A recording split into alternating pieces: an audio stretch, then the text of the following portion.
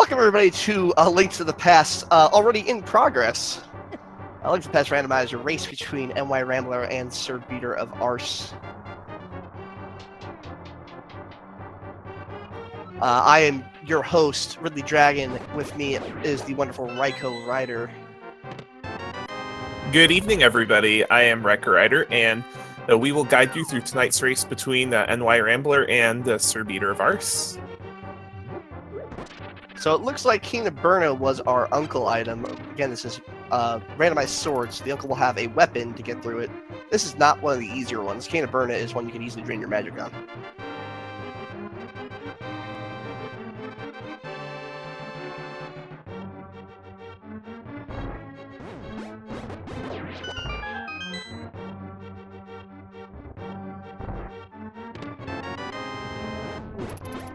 So to provide a little bit of history about both of these runners, both NYRambler and Sir Beater of Arse, both of them played in the Fall 2017 Open Tournament. Rambler lost the play-in race. Was a three-way race for 2 spots. And Beater did manage to make brackets in secondary. He made top 32 and was eliminated by Failstream in that round.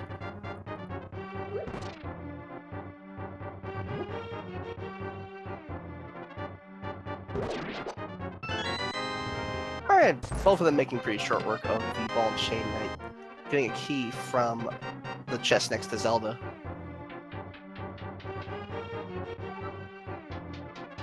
Those both using custom sprites today. Rambler using Will from Secret Mana? No. Illusion of Gaia, which is a game I love and just brain farted on. And Beater using Esperterra from Final Fantasy VI.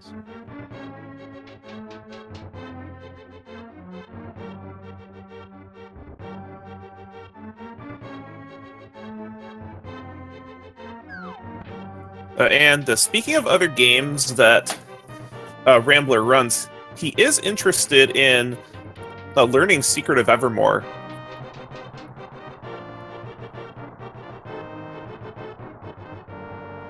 Both these runners right now a little low-ish on magic, but there are some magic pots, I believe, forced in these sewers, and they only need to kill one more enemy before they go out into the world. And the rat is not very hard to kill with the King of Burna. Though you would prefer to have a bomb. These runners are going to be looking for a bomb drop, but given their weapon is the Cane of Burna, which has limited magic, both of these runners are probably going to need to come back to the back of Escape for the 3 items after picking up the glove. The way you could do this, you play it safe until you get to that rat room and then you kill every rat. Oh, Rambler using a bit on that, and he gets a bomb! If there's something important in Escape, that could make a big difference early game. The Fire Rod in the Dark Rune chest. It's a nice early item.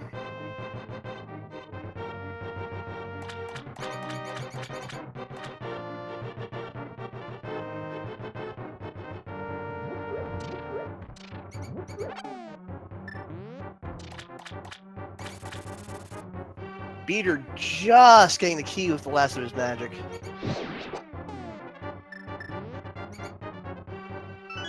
But no bombs, so he's gonna have to come back. We'll see if this is a major difference right now.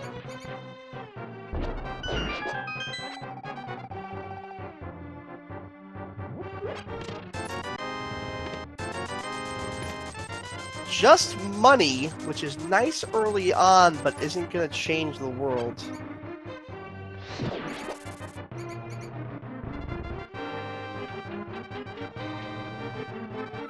Now, some players with that 300 rupee would consider possibly doing a Houlihan to guarantee getting that 500 rupees and possibly doing an early Zora check. That is certainly an option. It's a little bit less appealing in standard mode than it is in open. but it's certainly an option that a Rambler has at this point.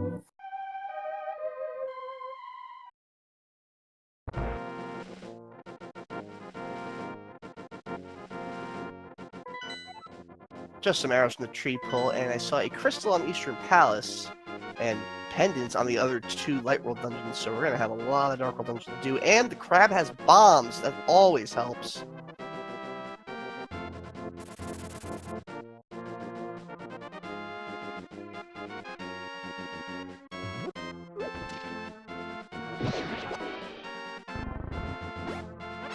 Alright, the lumberjack item is a piece of heart, so no need to do agony for that reason.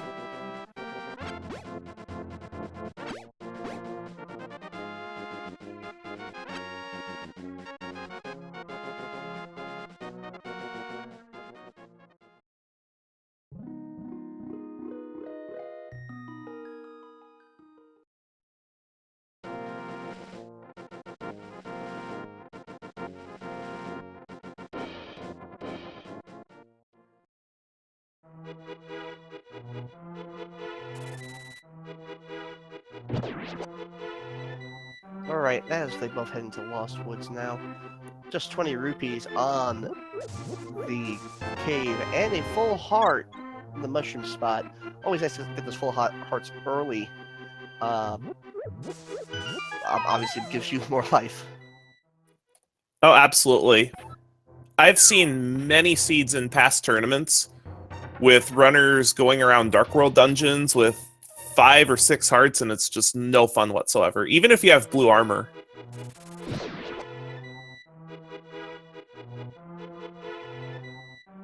So there's a bit of a difference in going into that side room. Rambler has 300 rupees, and Beater does not. He only has 44, so he's going to get a little bit lucky with the rupees to be able to buy out the bottle vendor. Probably will, considering the amount of chests, but you never know.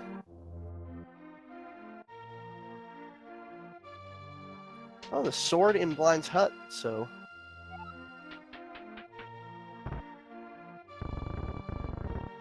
Nice early sword. And 50 rupees, so that... More than likely, that side entrance is not very consequential.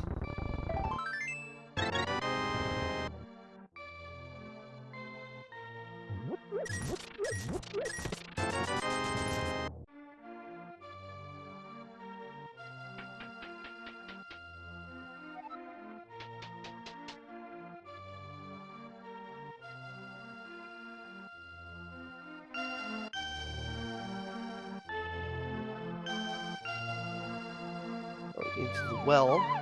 Just some rupees right now.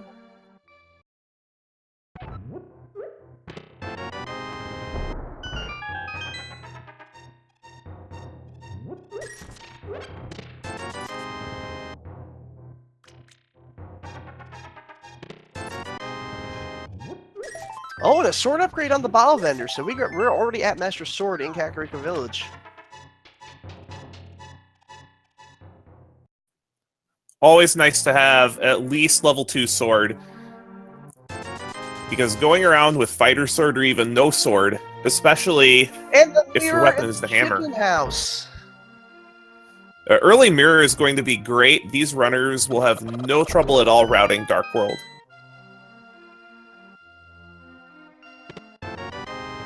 Yeah, we still need a lot of items to access Dark World yet. That's one of them, the silver gloves in the tavern. This is a polite Kakariko Village. Well, polite Kakariko has no indication whatsoever about the overall rudeness of the seed. That is correct, but it does make the beginning of the seed less nasty. Just the 20 rupees in the borders, and we're going to head down to the race to check over what's there.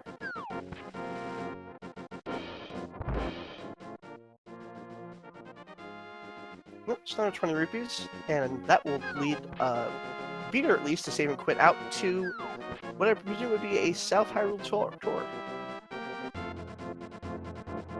This is a very common route.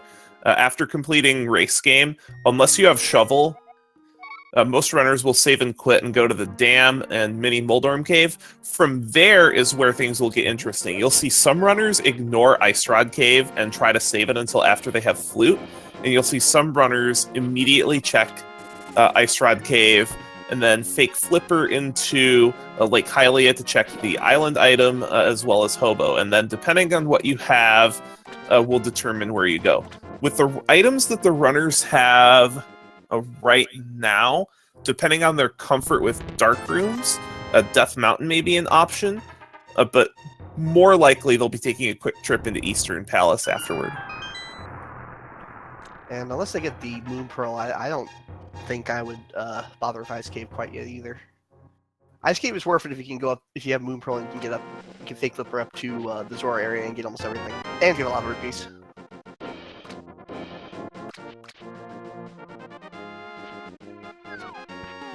Although that Ice Palace room, by the statistics recently released, very often has an item.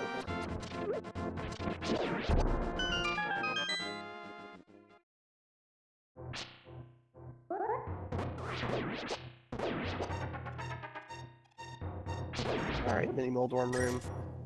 Not a lot going on so far, just some money. Oh, and the flippers! So we don't need to worry about fake flippers at all.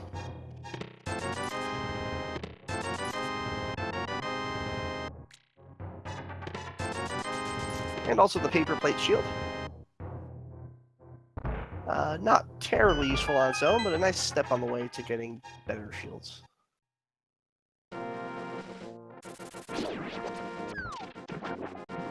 And there we have some right divergence here, but Rambler wasting no time in jumping into the water to check the island and the Hobo. Half magic on the island, that would be something to keep in mind.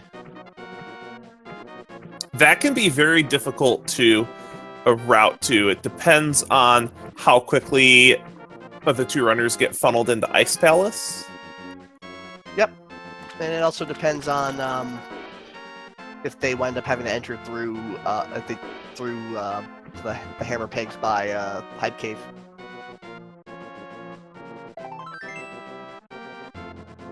Alright, Hobo has a piece of heart. Ice Cave has nothing but 20 rupees.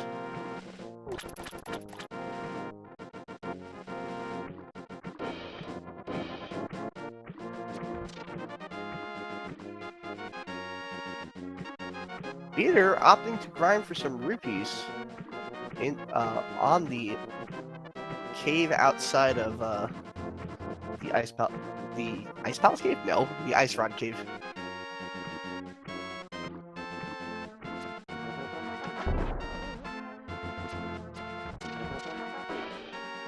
And Peter does not opt to jump into the lake. He will continue on. I believe he's going to try to hula hand right now.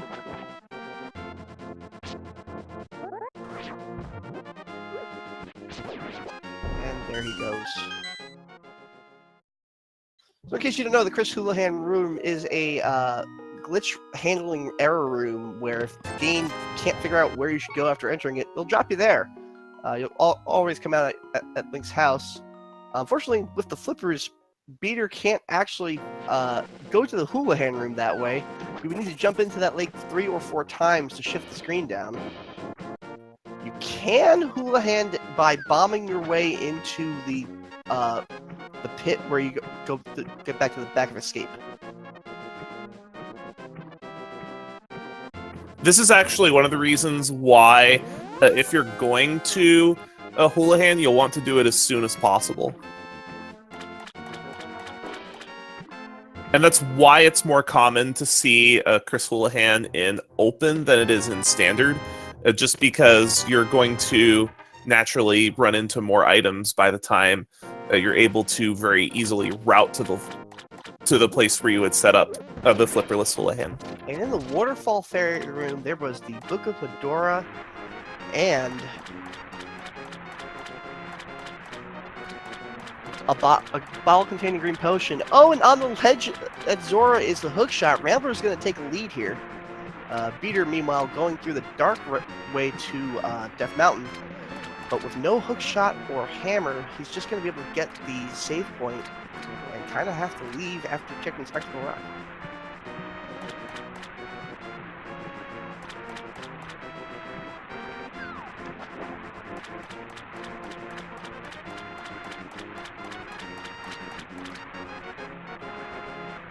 just a $50 bill from your grandpa on your birthday?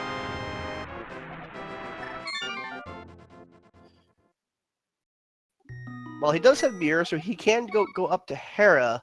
Cannot go to East F Mountain at this moment.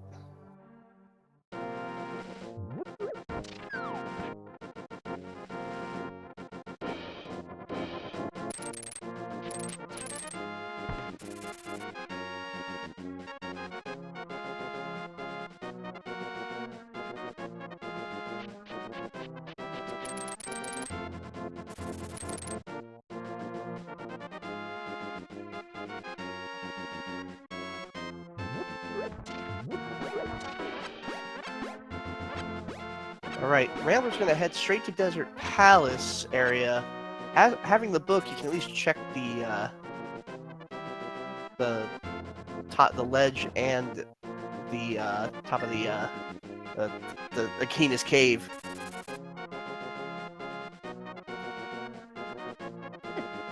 Turning to Porky Pig for a second there.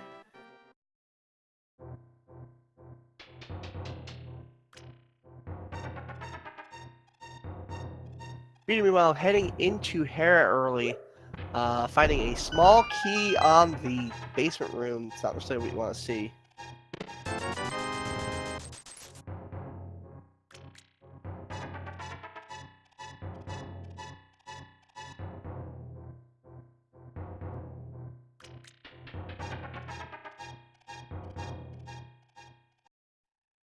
And he's going to opt to do the tile room.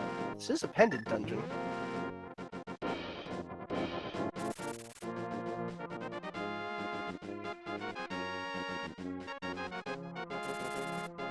Rambler going into a different pendant dungeon. He's going to head right into Desert Palace. 2 chests there. I didn't get a good look at what was on the ledge. It might be something useful.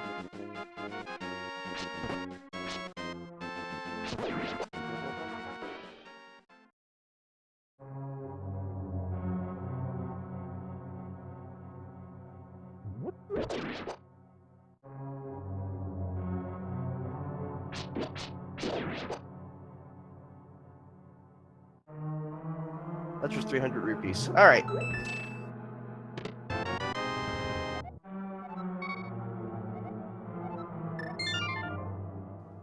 And Beater's going to continue his way up Tower of Hera.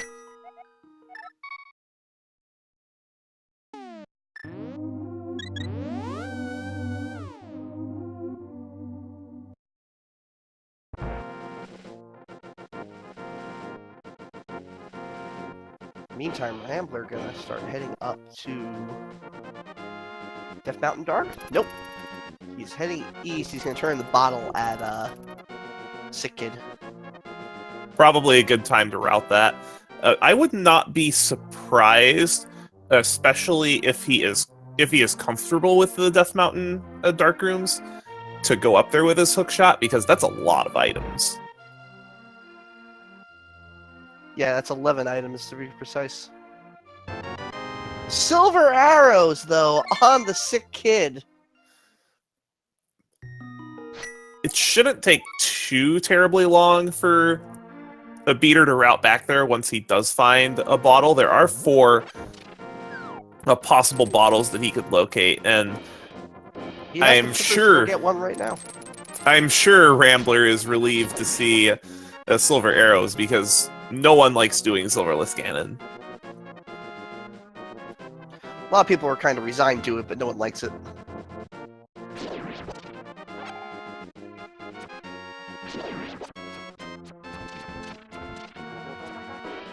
Looks like Rambler is making a trip to Eastern while Beater finishes up Tower of Hera. See what's in the Salad Shooter's hut here. And he learns where the last pendant is. The last pendant is in Misery Mire. Nice kill by Beater on Moldorm. Blue armor and the Moon Pearl. There's the Moon Pearl. So now with a Moon Pearl and a Power Glove. He still needs a glove upgrade of the hammer. Yes, we do need one more item for Dark World access. Or a Dead Agony. It's a little unusual for no Dark World access quite yet, and Aga 1 does take 4.5 minutes to kill, so while they do technically have Dark World access, I think these runners are going to search for a gold glove or a hammer before actually diving into a Dark World. They will assuredly want to get the lamp before they even attempt Agony's Tower. That is the least fun Dark Zone.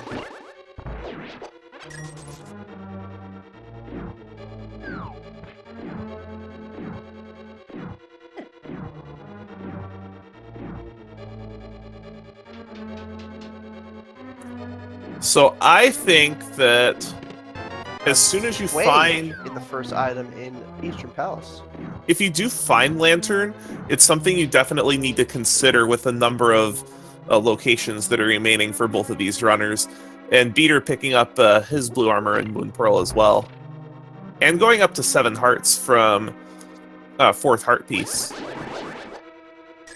Always a plus.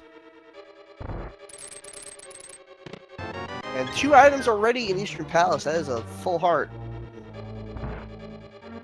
Only 1 item remains.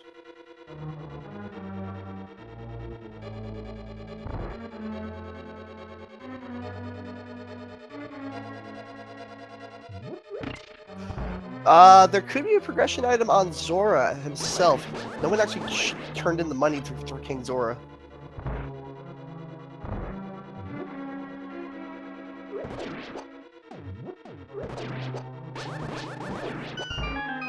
Wouldn't it be something if Rambler's Houlihan was the difference in progression in this seed? You mean his his escape room? Or the escape room, rather? Yep. It would be something. Oh, so that can't be progression in that last chest in Eastern.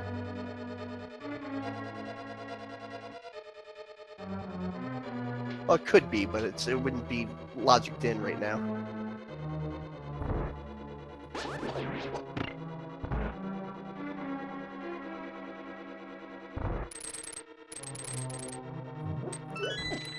I think what these runners want to see most at this point is probably Hammer. I would settle for Gold Gloves. Gold Glove too, but you also don't want to have to look everywhere for the Hammer. Nope. One of those things that can really bottleneck seeds late is if you have a Hammer that's buried someplace silly, like Ice Palace.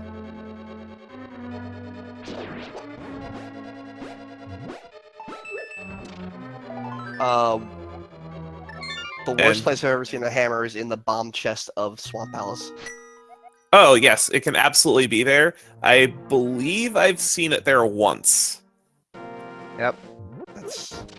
It's no fun when it's there, because you really don't want to check Swamp Palace. And Rambler finding the 3rd item in Eastern Palace, it's a piece of heart, so he is done there for now. Looks like he is making the conclusion to go to Zora. Yeah, Zora has to have a progression item of some type. Well, either Zora or it's on the pyramid ledge. No, it would need to be a lamp then. True.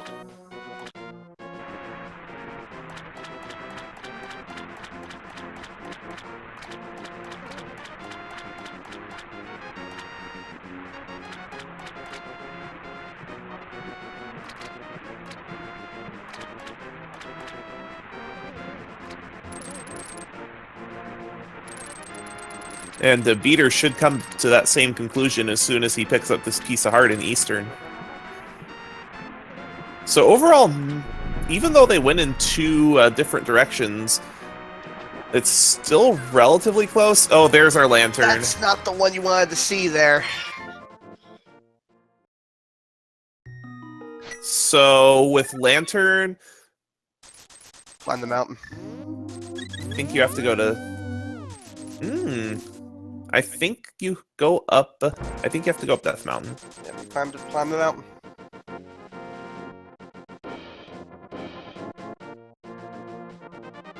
Not sure what Beater's doing. He probably doesn't... Oh, this is actually a really smart play because... Yeah. Because he needs Zora money. Everyone, including me, just now forgets that there's some money there. Because the farm spot's pretty far out of the way. The one by desert is the fastest place to get money if you need a lot of money, and it looks like that might be where he's headed, is to go get 100 rupees for the thief in the desert and then head up to Zora to get his lantern.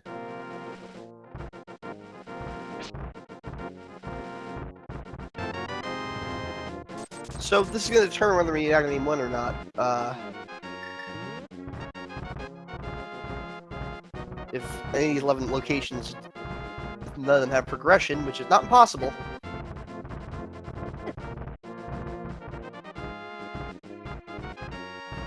Then I think we're out of locations outside of Agony. So Rambler up here really wants to see either a hammer or a gold glove. And he's unfortunately not going to. Beater has already been here. But we haven't checked these yet.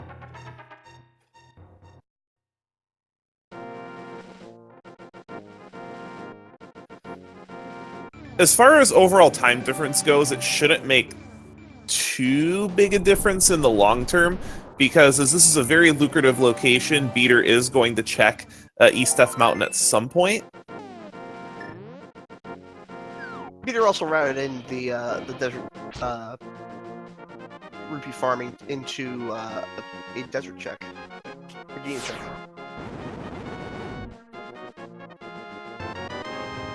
Big 20 from the skies. Not what he wanted to see. Do you head into Hera here? He's going to. I wonder if he's just going to check those first two chests, or if he's going to do the whole thing. Remember, he's going to have to go down to the tile room if he wants to do the whole dungeon.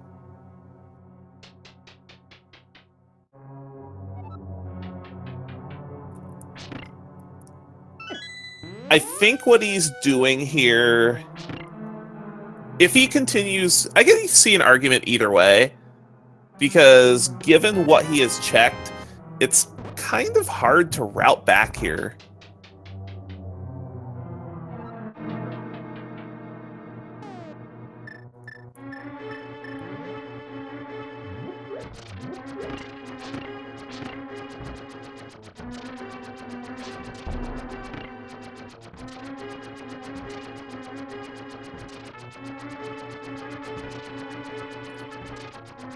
So I definitely see the logic either way.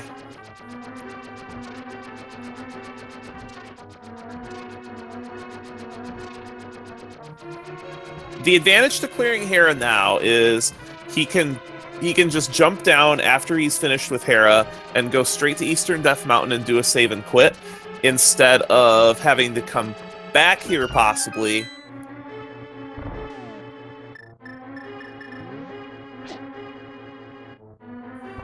And all things considered, Hera is usually pretty quick to finish, so he probably doesn't want to find out about the pedestal later and have to come back. Peter getting his bottle and his book. Then he should pick up his items, so we should see... This will be a virtual tie after this. It should be evened up, but any lead in this race is going to heavily depend on what's on East Death Mountain. I don't think there's any situation where Beater's not going to check East Death Mountain before he does Agony Mountain, so I don't think it matters.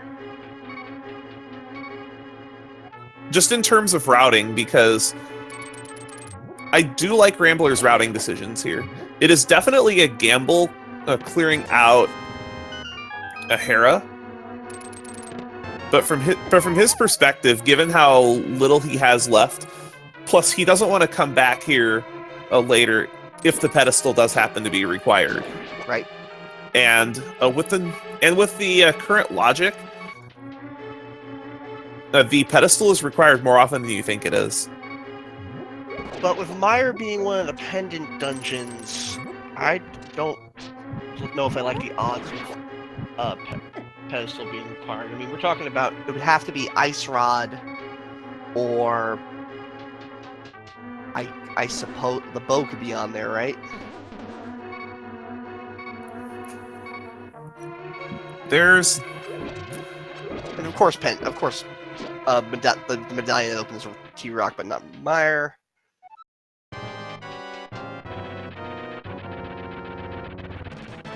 you know, what would be really evil? Hammer. Can't Hammer be there?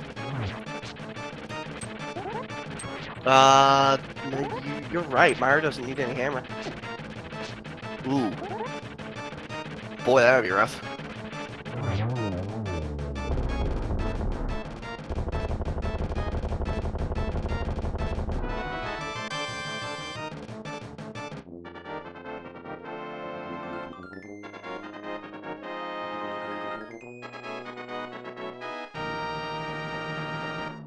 NYRambler gets his red medallion, and Beater's gonna go straight to East. He's already completed Hera. Again, this is pretty much a tie.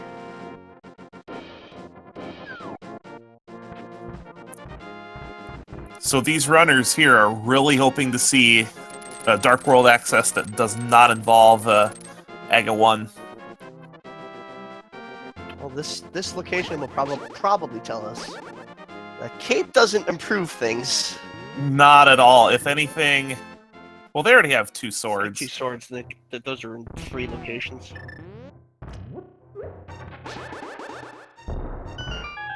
So it's just this and Spiral Cave left up here. So fingers crossed. Well, the Ice Rod. There's the Ice Rod. Pretty sure they're happy to see that, because that can be anywhere except at Trinex. Oh, we just have Spiral Cave to check now. Then after that, we're gonna have to climb Hagen's Tower.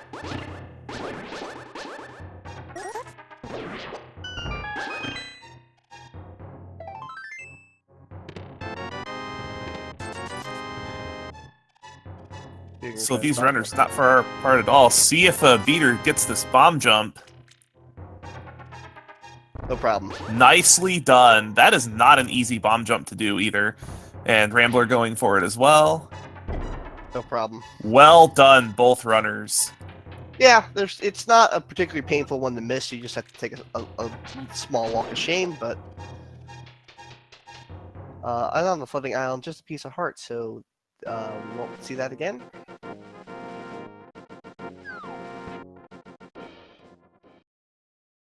So our runners going into a Spiral Cave just a few seconds apart. We're only 35 minutes in or so, and this race is already exciting. Look at this sink. It's probably the least fun version of Spiral Cave.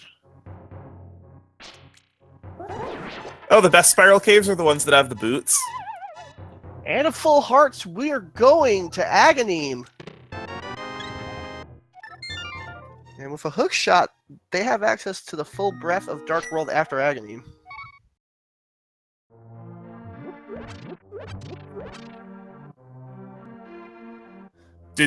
Oh, you know what? Beater has not checked Ether Tablet, yep. So he's going to go back and check Ether Tablet. So it looks like Rambler is going to have a bit of a lead. Not much of one, though. About 30-ish, 30 to 45 seconds.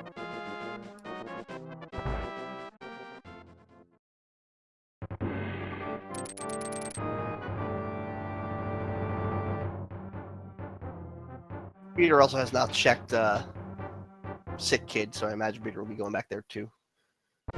That's an easy location to forget about, especially late. That depends on whether you click it off in your tracker by accident. Even with a tracker, though, it's just easy to forget about. Rambler taking full advantage of the fire rod to take out those gold guards. Those are not fun with just the Master Sword. Another way to do it is the NMG way, which you just kind of sit at the door and wait for them to be in the right position so you can double spin attack them and kill them quickly. It's still time consuming. It is much more time consuming than using a fire rod. This is the room why you don't want to do this dark.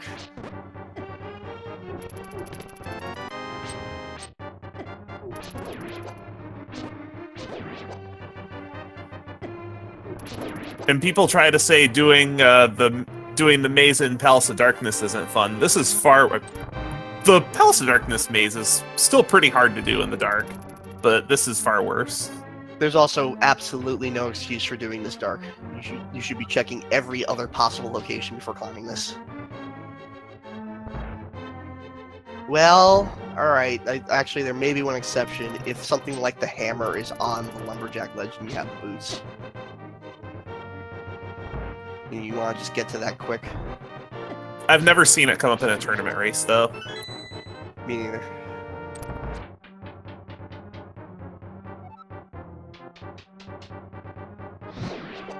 Oh, Peter's gonna... That didn't actually walk in the Desert Palace, or Peter's gonna walk in the Desert Palace. Rambler's gonna open a bit of a lead here.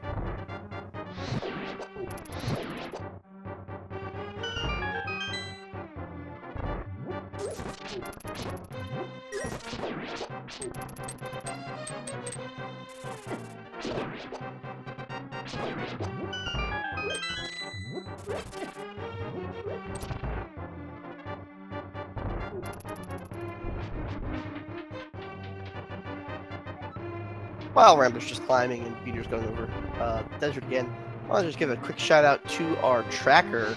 That is Kippy00. Thank you. The tracking for Link to the Past is a lot of work, and it often goes without thanks. So all of our trackers are very much appreciated.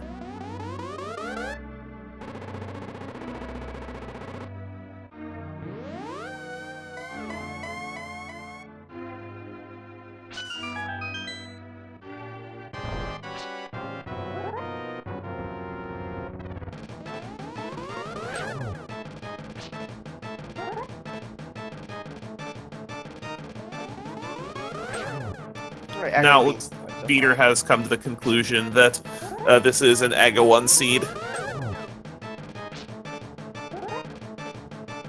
With the mirror, that makes us a little bit painful in terms of saving and quitting. Yes. One of the caveats to defeating AGA 1 is it does change your save and quit position from any of the 3 positions in the light world to the pyramid ledge, which is not a great place to restart. Well, it's great in one very specific instance. Generally speaking. The very last instance of the game. I remember making short work of agony.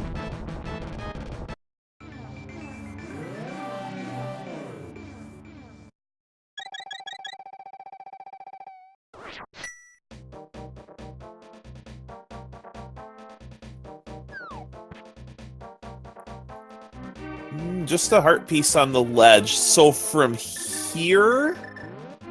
He's got the hook shot, he can go to all Dark Worlds. Yes. From here, he'll probably go around the horn in the Southwest Dark World. Pick up all the chests there. And certainly do the cape room too.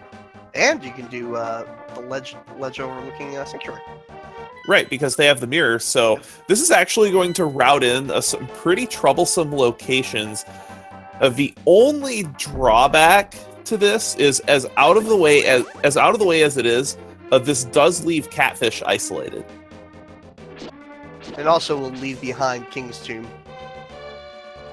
So that's not so hard to get to from the Light World or the Sanctuary. Not particularly.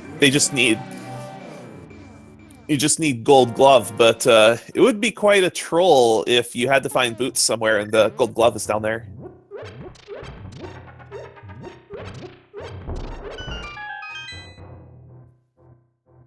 Just a piece of heart.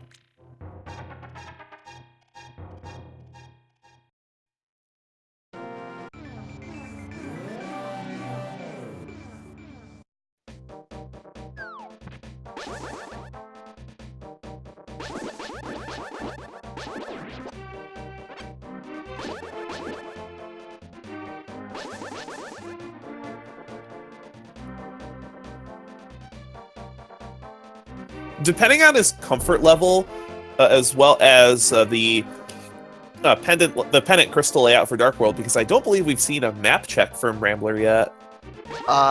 We do know where the crystals are, however. We know for a fact. I think he talked to Sarshala, and the green pendant was in Mire.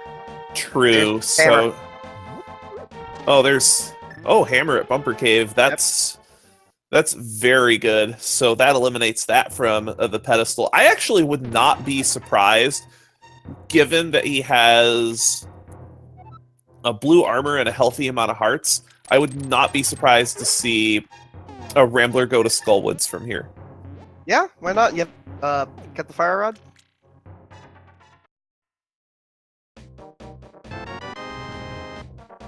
The health is a little low, but it's very doable. It depends on his comfort level with Mothula. RPG Jerkbird not agreeing, though. No. At this point, what could be on the pedestal? The medallion for Mire? I think that's it. Yeah, so it's pretty eliminated. He might take a look anyway because he's going to be here. Exactly. If you have Mirror and Book coming out of Skullwoods, there is no reason not to check pedestal.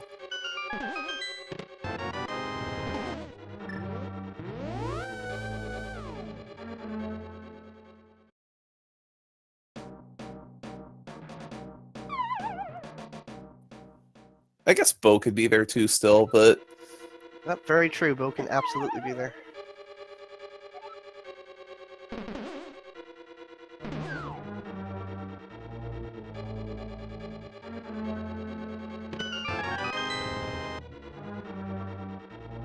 So we're about to see if the pinball room is required in Skullwoods. One of the caveats to this dungeon, and it looks like that room is required. The room that is to the east of the room that Rambler is in right now has a treasure chest that is guaranteed to be a key. The reason why this is guaranteed to be a key is because you can fall into this room from above, and if this room does not have a key in it, the only way to leave this room would be to save and quit.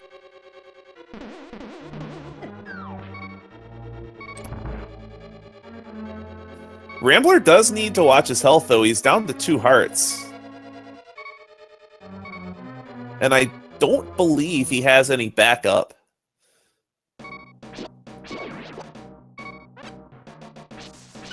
He has a green potion and a magic cape if he needs to.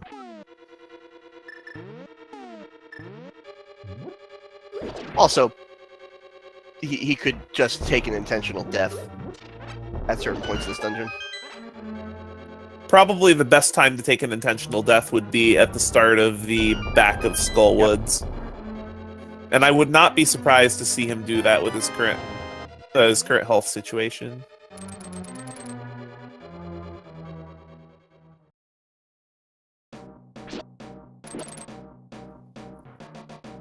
And he'll probably want to try to save his magic for the fire rod on Mothula, because having a ranged attack in that fight, especially one that usually winds up pushing the boss away from the spikes, helps out a ton. Oh, no King of Samaria here, so you're gonna have to go ahead and do this the vanilla way. Which is never that pleasant.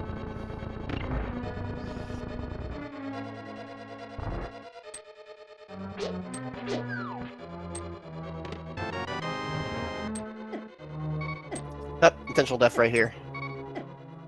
That's a great place to do it as well, because it saves a room transition. That, and you don't have to push the statue out of the way again. Beater following in his footsteps, gonna go get the hammer. Then he will probably wind up going through Skullwoods. So the big difference in this race so far has been the double dip of the Zora's Domain area. That's the only real difference we've seen.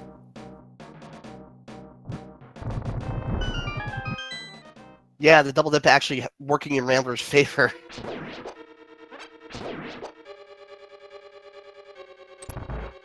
Well, it took more time to go back to Zora. It made routing the other parts of the light world much faster.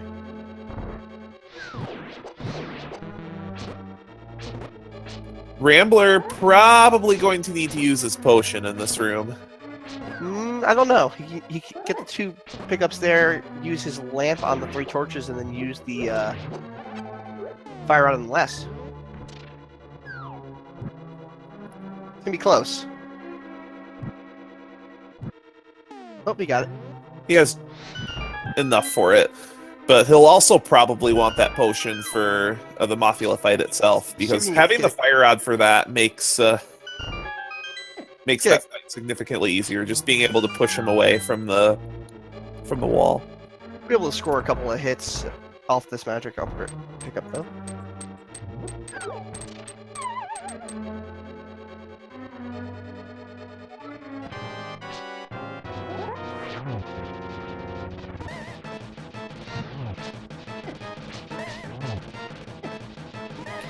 Because one of the side effects of the fire rod is the flame that it shoots out. Its hitbox stays active a little bit longer. Rambler opting for safety strats here. He's going to use the cape to prevent damage and try to sword him, but he's not getting enough hits on him. Now he's out of everything. He is out of everything. He's in trouble. He got it! Nice fight. Way to clutch that out. And is rewarded with just 10 arrows. Rewarded with not having to go back and get that chest.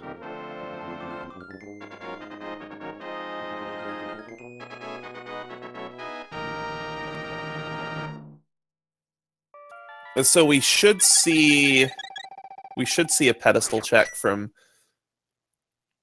a Rambler. Yep. So stop our idle banter about the pedestal. We'll get a real answer.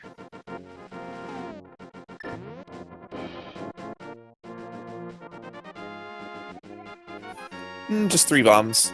All right, so he's gonna need to go get the pendants to get those 3 bombs, so he can blow up the bombable walls and he's blow up.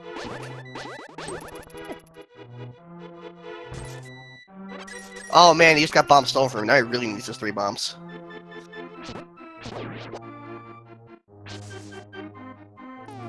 And with that hammer, he will be able to get direct access to Village of Outcasts, and I would not be surprised to see him make a play on Thieves Town, especially with that hammer, so he'll be able to check the big chest if it comes to it as well.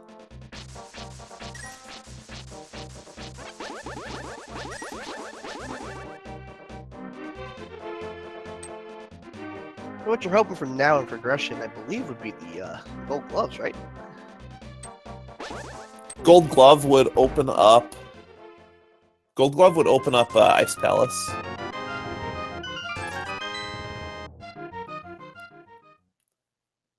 Wow, what a scam that chest game is today. Yeah, it's so rigged. Just $1.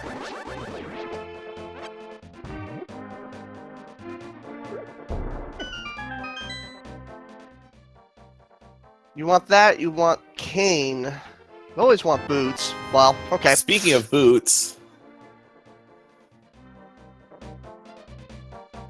but that does assure that Beater will find those as soon as he makes his way over to Village of Outcasts, which shouldn't take him too long. Just a Mothula fight away. And Beater's health situation is significantly better as well. Some people call that a commentary curse, but for the boots, that's a commentary blessing. Oh, absolutely. Absolutely. Boots is one of those items that you just want to see as soon as possible.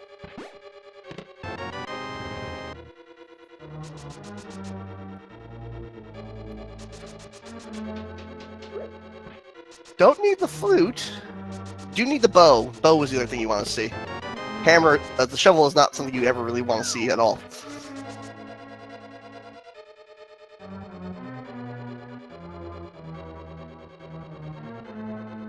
But here we are. And Beater, drinking his potion as well, decides to go with the Cane of Burna, which will actually do damage to Mothula, gets the job done, will claim his 10 arrows and the Crystal of Skullwoods and should be following the footsteps of Rambler into Thieves' Town. There's no reason not to do this now. It's a crystal dungeon and you have everything to complete it. And it's one of the easier dungeons in the game. It can still be pretty scary on 7 heart screen. Very true. But with 9 hearts blue or 10 heart 9 hearts blue or 10 hearts blue in Beater's case, it makes sense to clear it out now. But it sure ain't Cold Stare or Vitreous. And it's really when you get into Ice Palace and Misery Mires where the difficulty of the game increases, especially if you're doing low percent, because those are dungeons where the developers expect you to have blue mail. Cold Stare, also, the way he moves is kind of evil. Remember, getting the key in the dungeon, so you will be able to check the basement big chest. So no threat of having to double dip here.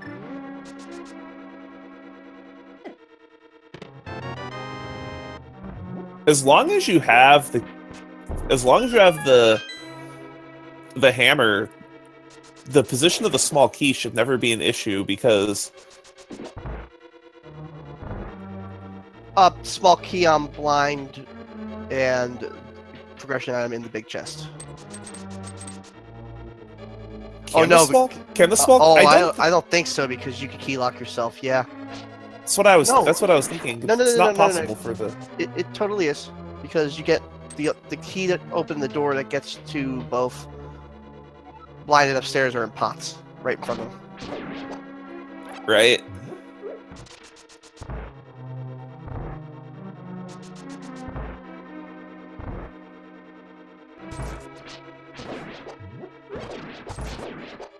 You can't soft lock yourself that way.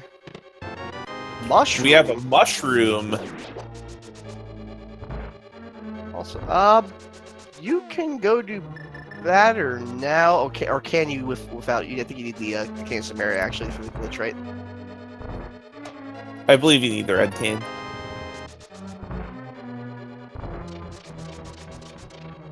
But what this does add a little bit more value to is it makes checking catfish a little bit less painful because you can route in dropping the mushroom off.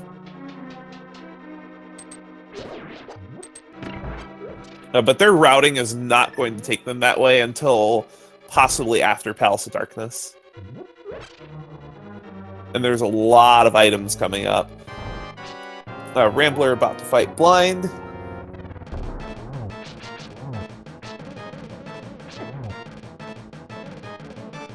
Whereas Beater is just beginning Thieves' Town. So Rambler about a dungeon ahead.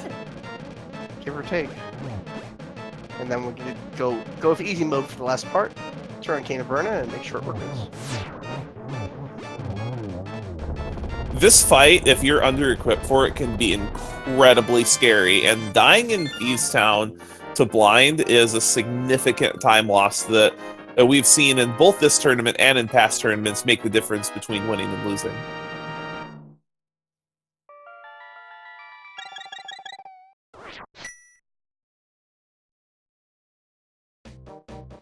Alright, Rambler's going to continue his partial world tour at least.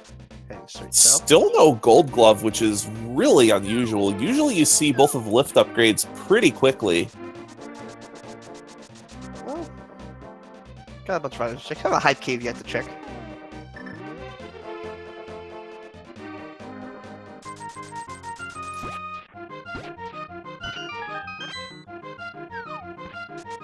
All the Dark World shops this time around are just scams.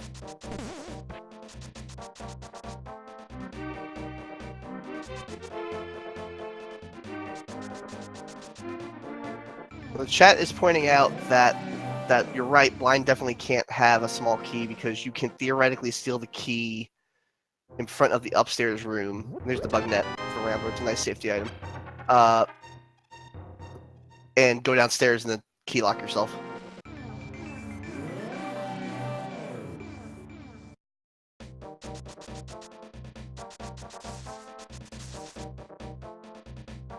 Thank you, Iranian.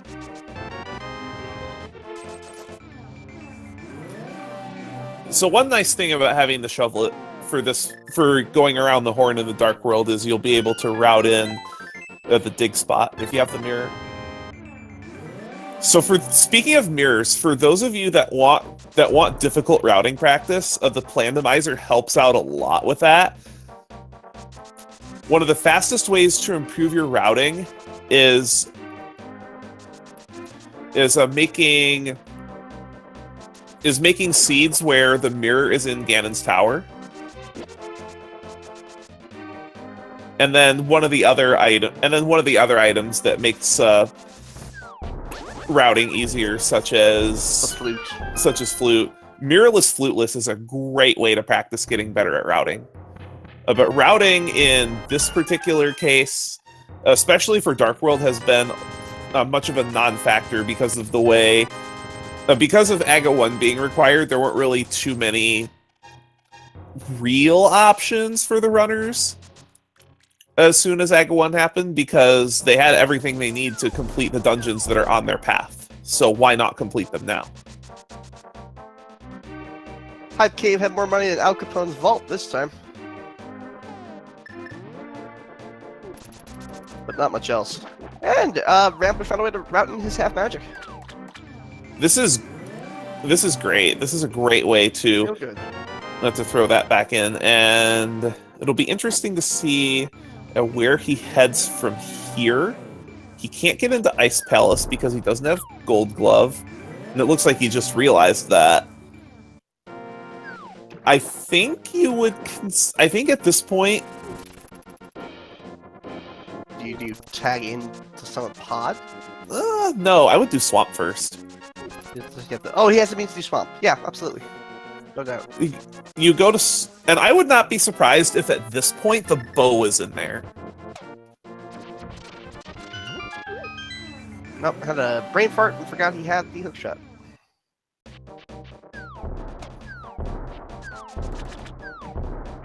I don't know, six items, the chest density, the dungeon's not long, it's not hard. There are definitely pros and cons to doing Swamp, but at this point, because you're missing Bow and Cane of Samaria and the...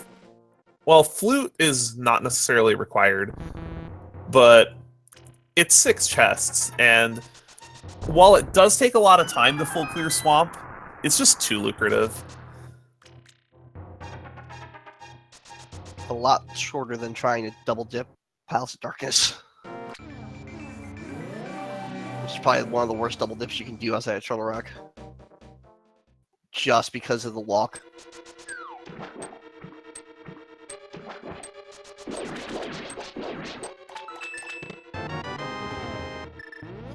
And Beater finding his bug net.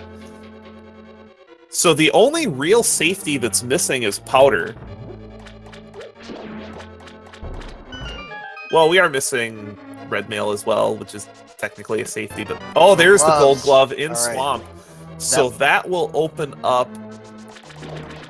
pretty much the rest of the world. There are a couple of things that are still blocked, such as Turtle Rock. You can't actually get anywhere in Turtle Rock without either the Cane of Samaria or a very, very long hover.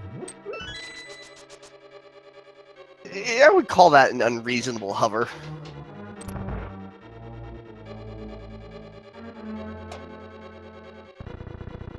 Like, that's the kind of hover that would get a GDQ room to give you a standing ovation.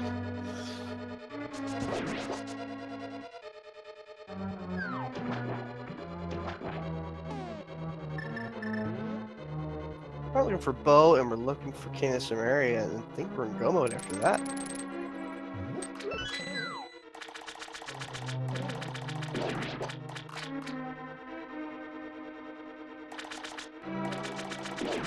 Well, we don't exactly know what the medallion is on Turtle Rock. If it's Bombos, we need that too.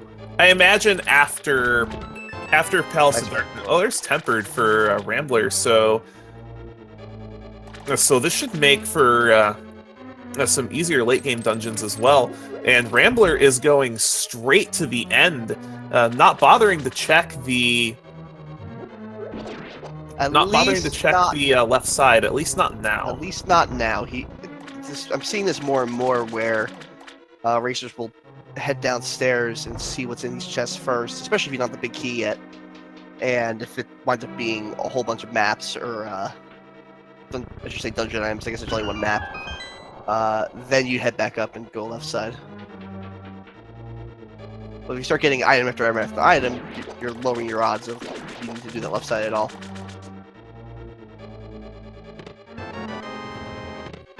Big key. Oh, did not go up the stairs. He's, at this point, committing to coming back. That he is. Because with that big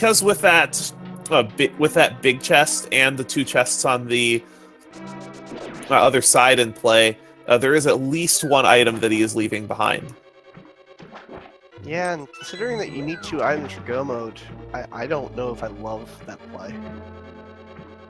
So it'll be interesting to see what Beater does. If Beater goes to the left side first, then this could be a big turning point in the race. Which would be very interesting, because up until now, it's been one of those very linear seeds where the most efficient route has actually... The theoretical most efficient route has not gotten our runners in any kind of trouble whatsoever.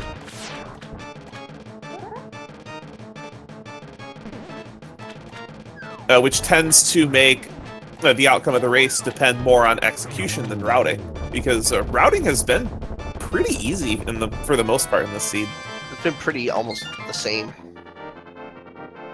between our 2 runners as well.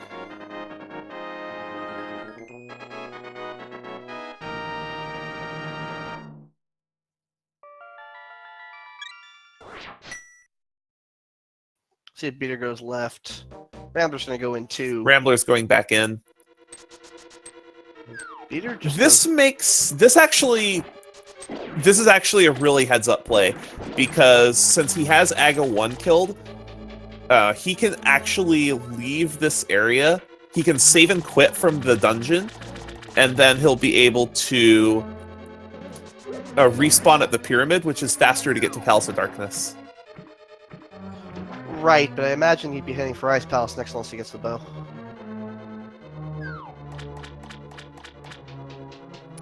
Although that is a faster way to get back to Ice Palace as well.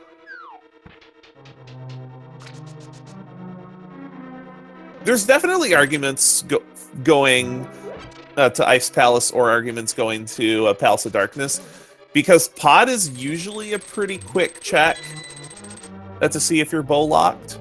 Most of the time, there's going to be a key in that first chest, and you don't wind committing. And even if you're locked out, you're not committing very deep to the dungeon to begin with. No, but you do have to walk back to Palace of Darkness at that point. And that is not a terribly pleasant walk.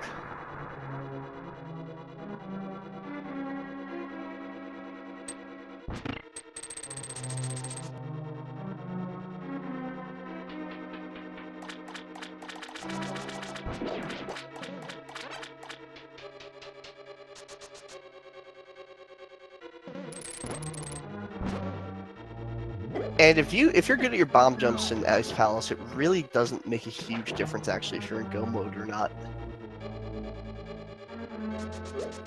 If you can bomb jump that hole in the room above the big chest, you can pretty easily get back and forth.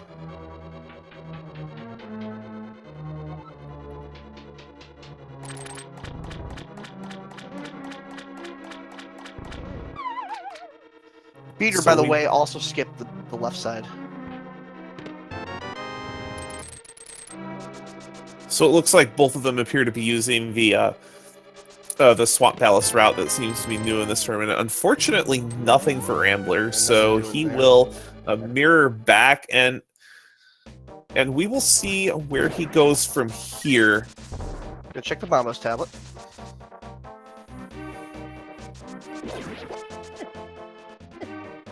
This way you can. This is kind of an fly interesting. Gary's chest.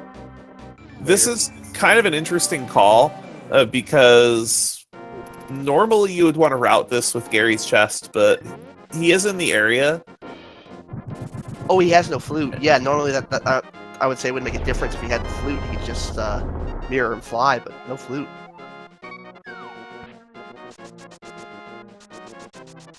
Where's he going?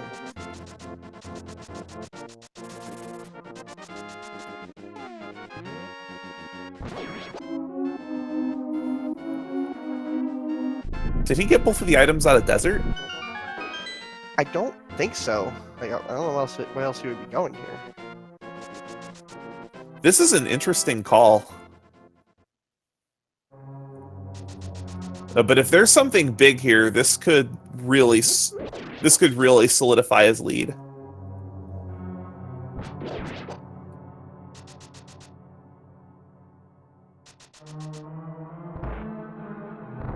That's what it was. The key was in here.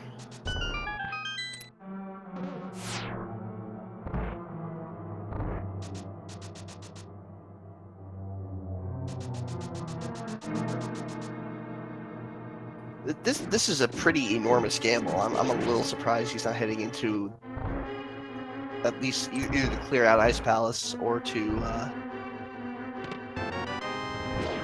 Looks like Beater is taking the Whirlpool by Swamp Palace to get back to turning in the Mushroom. That's a area that's a Whirlpool that you very rarely see visited.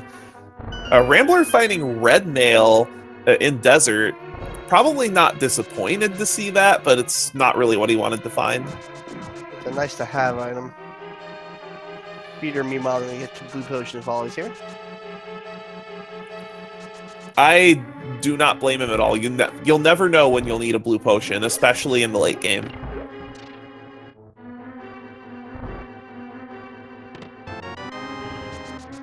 So, is Rambler gonna go clear out Lambos? Probably, because if he's still in here, then that means that Landmos have the other item. Rambler must think he's behind. And he's just taking wild, kind of big gambles here. The only reason why you would make this play at this point is if you feel you're behind.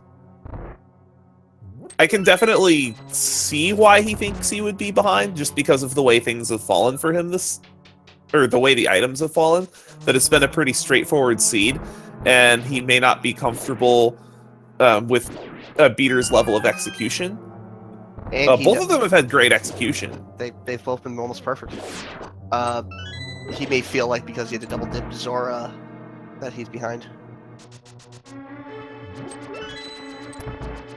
It's single events like that will stick in a runner's mind, as opposed to just the better routing decisions he made overall than Beater, which those are many small things adding up, but just it'll stick in your mind that you had to go all the way back to Zora twice.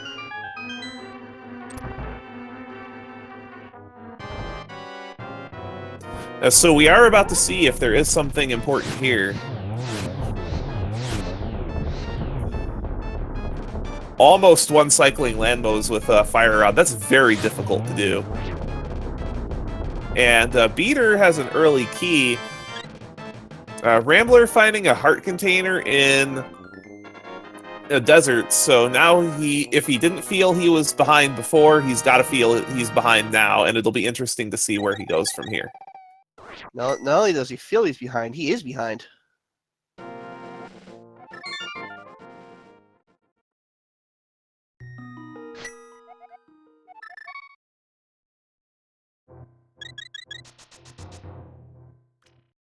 The Beater having a little bit of execution stuff with Ice Palace. Ice Palace is a difficult dungeon. And Rambler's going to check out Dark Death Mountain. With the hook shot, that's another 6 chests. 7. Oh, yes, the spike cave. Spike Cave is very easy to forget about, and we have seen a progression in Spike Cave make the difference in many, many races in past tournaments. Peter having a little bit of problem with this bomb jump. This bomb jump, probably the most important trick you can learn in any type of speedrun in this game. Oh, absolutely. This bomb jump alone in the NMG route saves 5 minutes. I would say this is almost the first trick you want to learn, the first piece of tech. Obviously, learn the game like the back of your hand first before you try to speedrun this.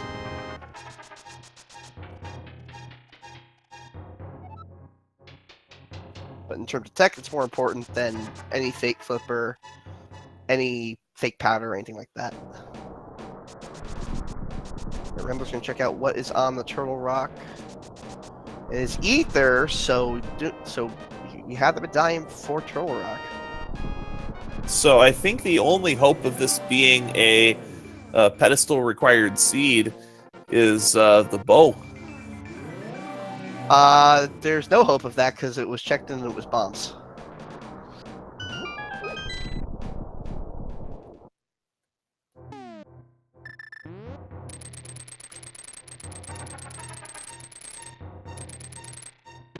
Oh, the cane of Samaria. There's the red cane. So I think all we're looking for is a bow. Yes, we are. There it is. Ooh. There it is. Dark Death Mountain paying off huge for Rambler. So here's the question. If Beater goes up to Dark Death Mountain after this, he maintains a lead. If he leaves this... I'm a little curious as to why Rambler didn't open up Turtle Rock and do that dungeon while he was up there. He has to return to that area anyway. Because he's in go mode and you can just ride it in with Dan's Tower at that point.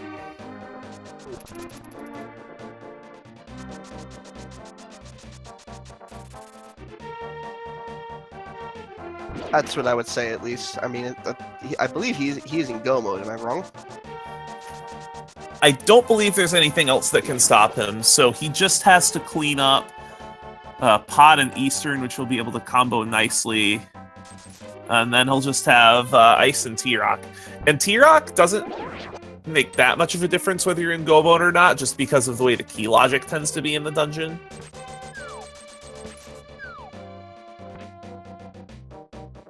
So, if Beater, as soon as he's done with Ice Palace, goes to Dark Death Mountain, then we will have ourselves quite a race.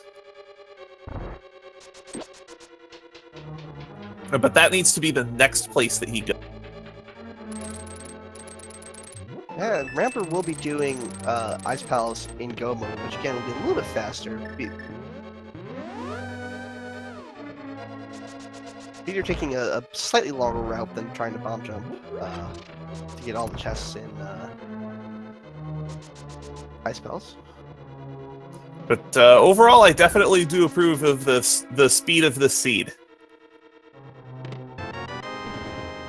This is a nice fast seed, but not so linear as to basically not be a randomizer.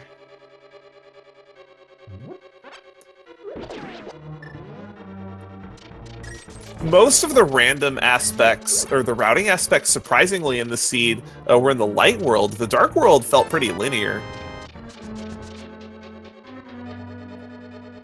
Oh yeah, Cold Stare with Blue Mail is not a fun time. Beater already going through that potion that he bought, so with the health situation the way it is, and Beater missing out on that red mail, that can make a difference climbing GT and in the Ganon fight as well. So here's the biggest moment in this race so far. What does Beater do right after this screen?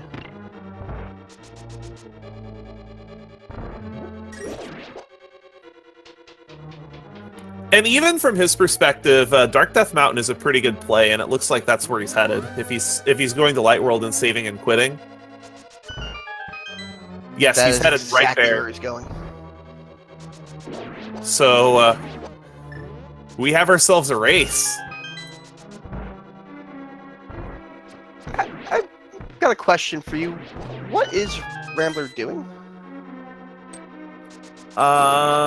Probably he might be looking for another bottle because he doesn't have any safeties right now.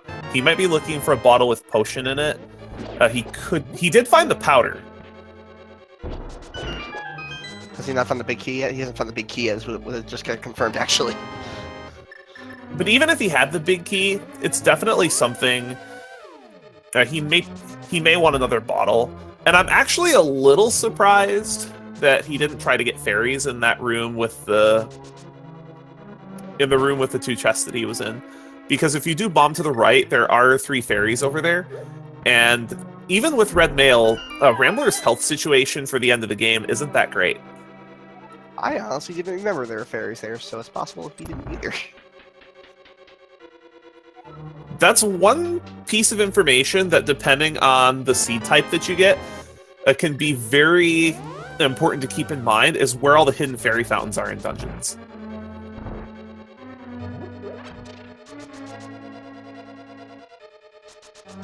Peter gonna get his bow and cane. I wonder if he makes the Turtle Rock play, or if he hits on back down and goes into pod right away. And then it's more of a runner preference thing than anything else. I think so too. I personally prefer to always save Turtle Rock for very last if I can. Maybe you get a 3rd shield. Maybe you get the red mail because Peter doesn't know where it is. Maybe you get more hearts. Turtle Rock is not a fun dungeon to do at low percent.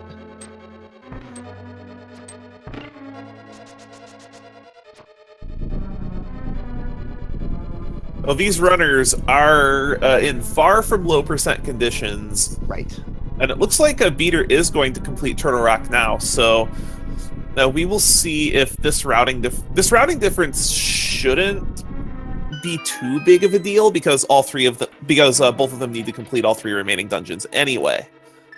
But if there is a good item in here, that could definitely help beater. I would say overall, Rambler has probably a slight lead, but it's certainly not anything that a beater couldn't overcome at this point. I don't... unless beater hasn't gotten the big key out of Eastern Palace, I don't know if I agree with you, because Rambler still has to do the entirety of Ice Palace. Now, he can go at it, so it's going to be faster. But I don't think it's faster enough. It's very, very, very close, no matter which way you slice it, though.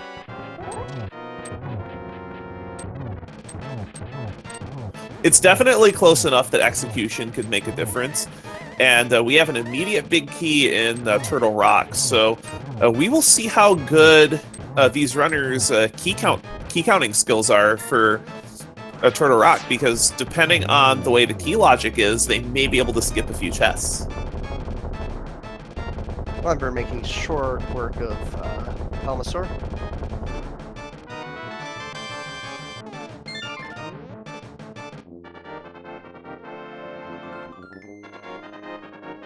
But execution-wise, both of these runners have been pretty on point. Nice Cane of Burn-a-Dash from Beater to get through the roller room. Good, and again. Yeah, no, Beater is actually, I believe, a full dungeon ahead. Neither of them have done Eastern Palace yet.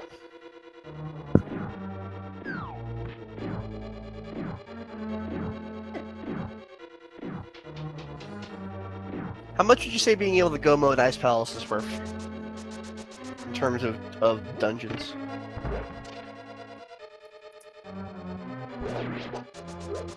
It's pretty significant, because you're not checking the basement, or not the basement, but you're not checking the the east side where the big key is in vanilla. Because, well, in this case, it won't be as big of a deal because we had early key. So the amount of time difference between Go Mode Ice Palace and Full Clear Ice Palace really depends on early key. Yeah. So I would say it's about a half a dungeon of difference because of the early key. Otherwise, I would say almost 3/4 of a dungeon.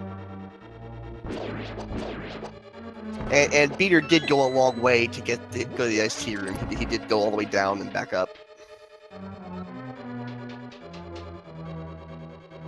Rambler definitely won't have to do that.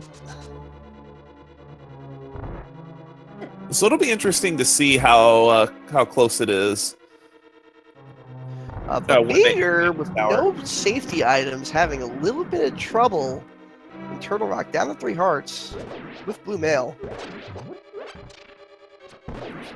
And with 3 hearts and Blue Mail, a Trinex Bop will kill him. Right. I would expect him to open up the escape valve at least.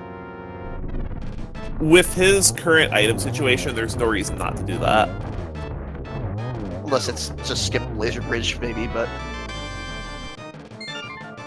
Even then, unless he runs into... No, he doesn't even have powder. Nope. Beater, I don't believe was doing that to check the chest or anything. I think he just wanted the death spot.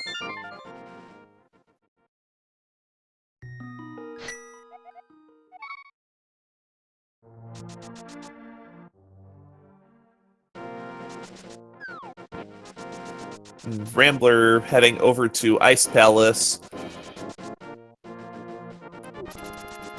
And Beater has all the keys he needs, I believe. So if he goes into the laser bridge room, it will be just to open the valve up. And at this point, I think you have to. At this point, not only I think you have to, I think you do it and you take an intentional death.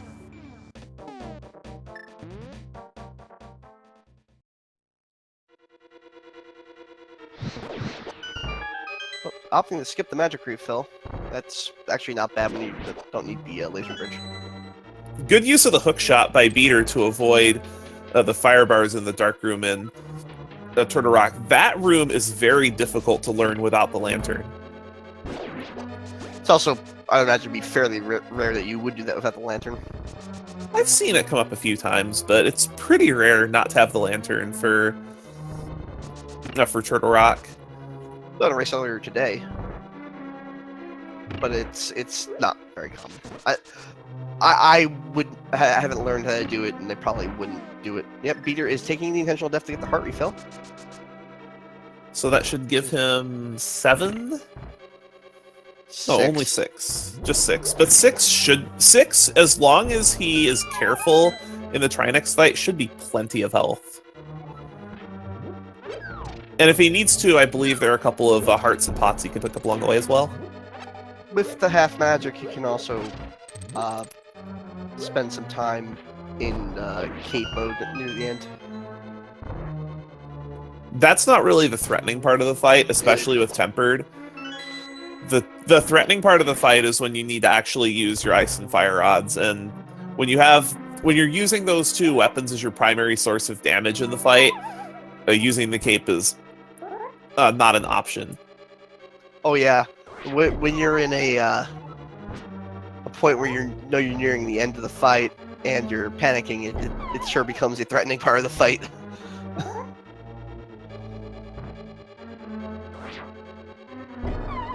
I definitely wouldn't be surprised if he put on his cape, but with Tempered Sword...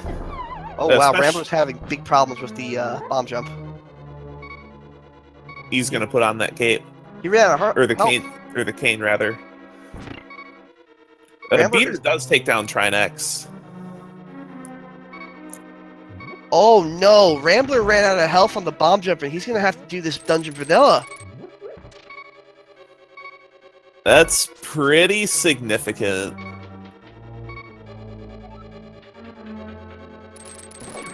So this also means that because he's doing this dungeon of vanilla, he's going to need to open more chests, because if you don't do the Ice Palace bomb jump, then you have to get the big key. Absolutely. I would have. I think you're almost better off just mirroring and getting more health and coming back in than doing this. Or just turning around, even.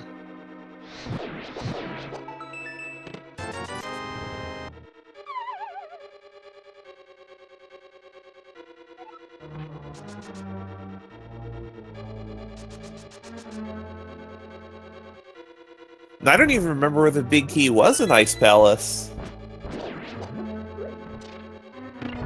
The farther that is up the east side, the worse that is for Rambler. Peter gonna go complete his last 2 dungeons.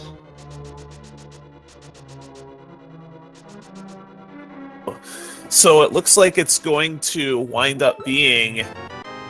Oh, there it is. There it is. He has his big key. So it looks like it's going to wind up being a Turtle Rock versus Eastern Palace and Pod, which is pretty comparable. These 2 dungeons in Pod, and also the walk back up to Ganon's Tower. So that's about the same, yeah.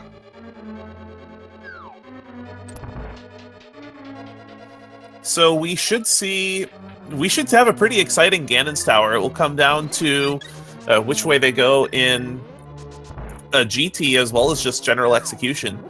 This has been a really exciting race the whole way through.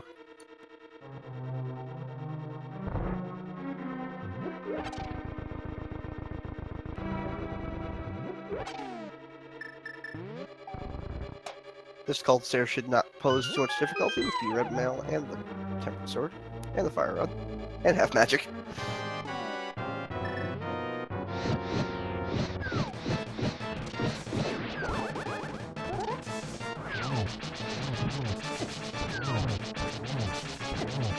Peter taking the same route that Rambler took in this dungeon.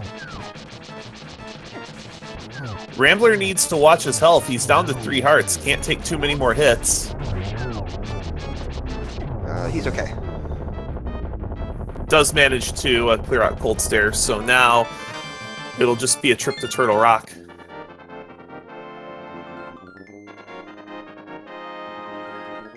And even blue mail versus red mail could come into play as well. Yeah, absolutely on Ganon. With no flute to quickly go get a potion. That's yeah. I would actually not be surprised to see Rambler possibly visit the potion shop in Dark Death Mountain to pick up a red potion before going into Turtle Rock. Well, there's the money. That's enough. Go for Beater. That shop is a shop. It's in the cave that's right next to the bottom entrance to Super Bunny Cave. It's a cave that I see a lot of players forget about. No, and it's also if you are already done Turtle Rock, that's pretty much one of the faster ways to get up to Ganon's Tower anyway. So you can just pop into that cave and pick up a potion. Yep. It is a little bit longer going through Super Bunny Cave rather than going up the west side and crossing the bridge where you would use the hammer. But in this situation, you may need to consider taking a little bit of extra time to get that safety, especially considering that your health total is not great. This is pretty low health for endgame.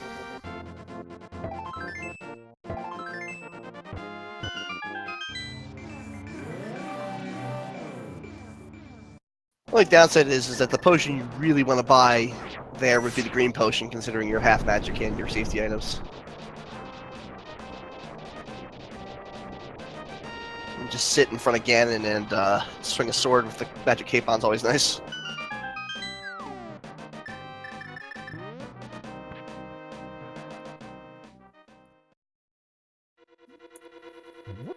It's still something to consider, especially in Beater's case, because of his a defense situation. Oh, yeah. Rambler probably doesn't need a potion. It certainly wouldn't hurt, but a beater would be the one that, if he remembers that that potion shop is a thing, would be more likely to use it. His bottle is filled with a fairy, I noticed, so I don't know if he's going to even try.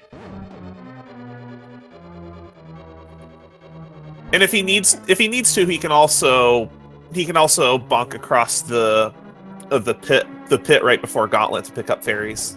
Yeah. Argue for Ganon, the fairy might be even better than having a red potion because you can use some blink time to hit him. True, and a potion versus a fairy at his defense level only makes a difference of 1 hit.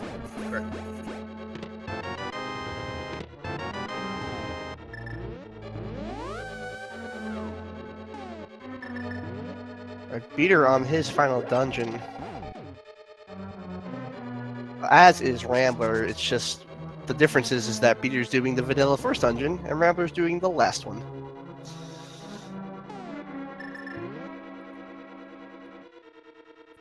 There's a certain symmetry to that.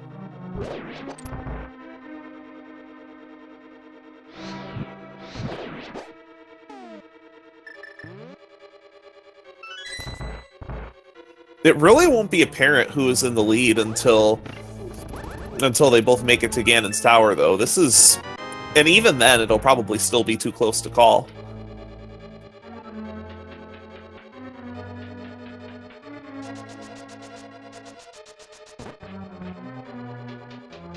Routing difference in Ganon's Tower, beater having trouble with Ganon, that make a big difference.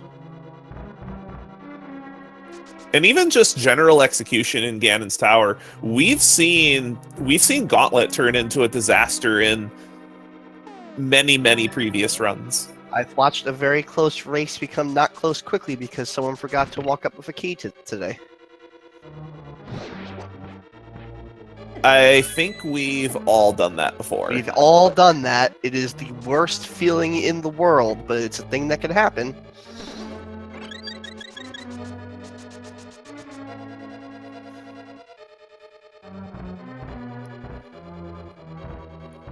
That's worse than flooding the key in Swamp, which is something else we've all done.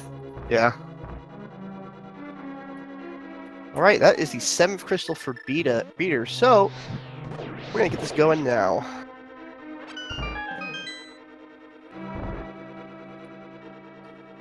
Oh, the robot is not working. So, there are 22 chests in the bottom of Ganon's Tower. One of them has a big key.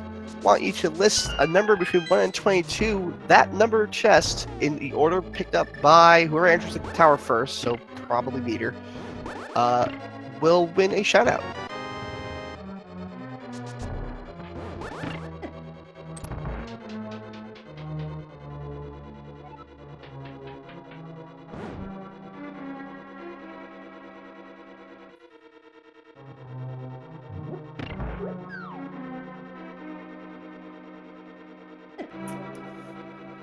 And now is also probably a good time to go into overall strategy when entering Ganon's Tower. Do you immediately do right side if you if you get an early key? I have a set route. I open the 2 right side chests. If one of them has a key, I do the right side all the way up until the key in the middle pots, and then I will switch to doing the entire left side. It's as a superstition at this point for me. That's arguably the most efficient way to clear.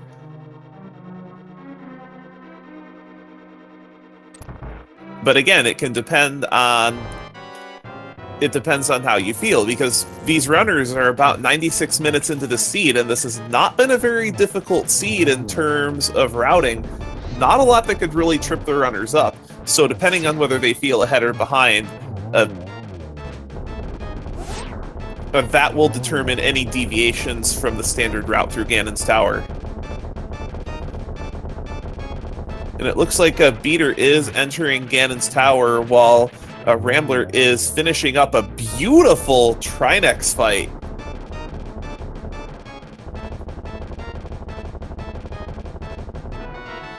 So I would say at this point there's around a minute of difference. Oh, Peter gonna go straight left after checking 2 chests.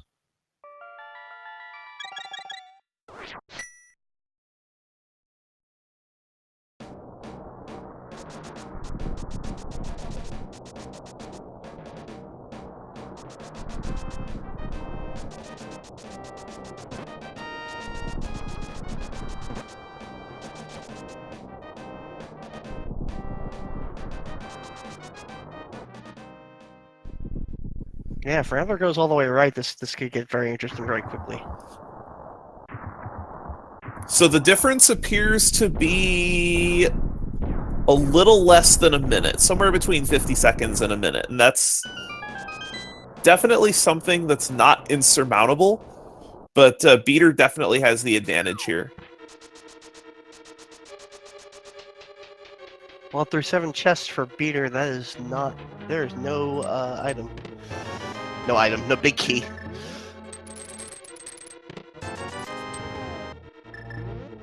Rambler's going right side. Rambler is going right side. If the big key is over here, that's huge for him. For purposes of the game, we're going to be counting off the Beater, but Rambler may retake the lead here.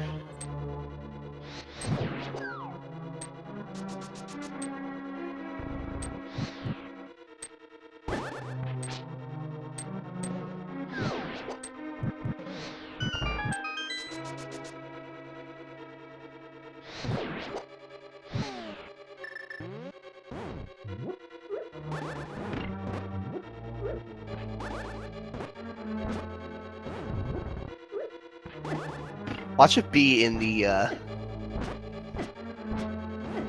ice armors, and he just opts to beat him from the right side. It's a virtual tie.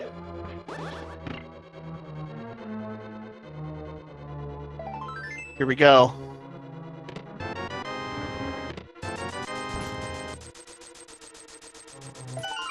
Oh, and the big key's in the randomizer room. Beater is going to take a lead up into the tower part of Gan's tower. If I'm not mistaken, that was, what was that, 10, 11?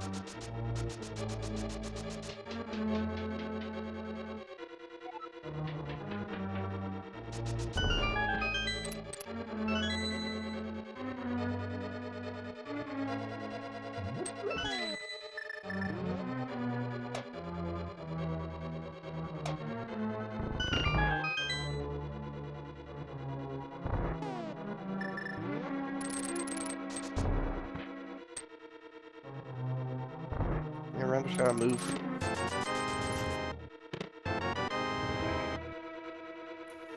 Dark Magician's worst case scenario, striking in this seed. But at this point, this is Beater's race to lose.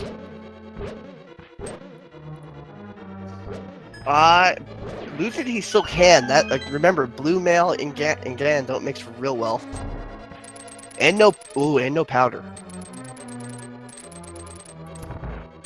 I imagine Beater will probably stop for fairies here.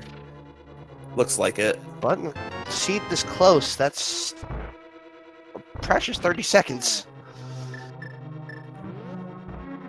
Oh, maybe like 20. No, not even that. Maybe 10. But with his health situation, it was absolutely the correct play to... Oh, I don't disagree. Beater getting a nice full magic drop in the first room of Gauntlet, so he'll be able to clear out these rooms with the fire rod, doing a great job of it so far. Wonderful second and third room.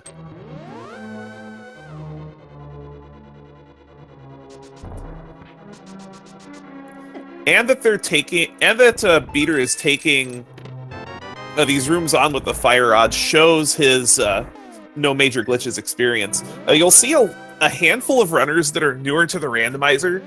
Well, he doesn't have the option because he doesn't have the Bombos medallion, but you'll see some newer runners that will use Bombos on the Gauntlet.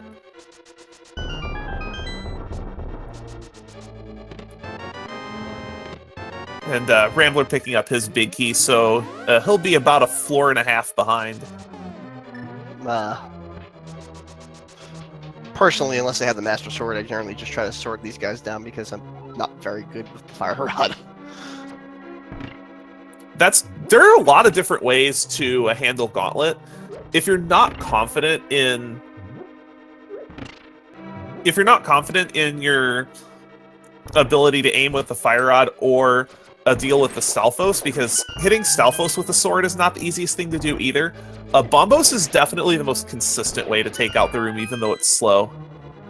And Beater missing with the Cane of Samaria does manage to 2-cycle the Wizaro Broom. We'll be coming up to the Torch Room with ample magic. Should be able to get through the rest of Ganon's tower without difficulty.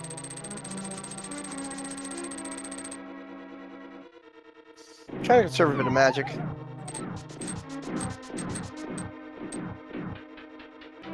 So I don't have to pick up the pot in this laser room.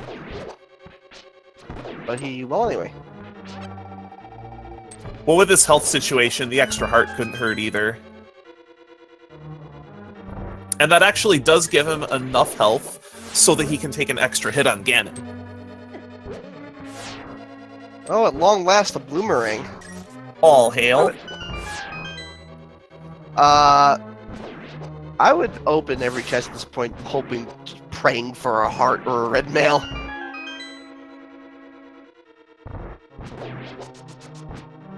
Except for maybe that one, because that was a little dangerous. A heart wouldn't actually make a difference, because Ganon's attacks do 3 damage. Or 3 hearts of damage. So I can see the argument in not searching for it as well, which is what he is doing. Does take a fall to Moldorm, so he will regenerate all of his health. This is gonna tighten this race up a little bit. But it'll still come down to how well Beater is going to be able to deal with Ganon with not ideal defense.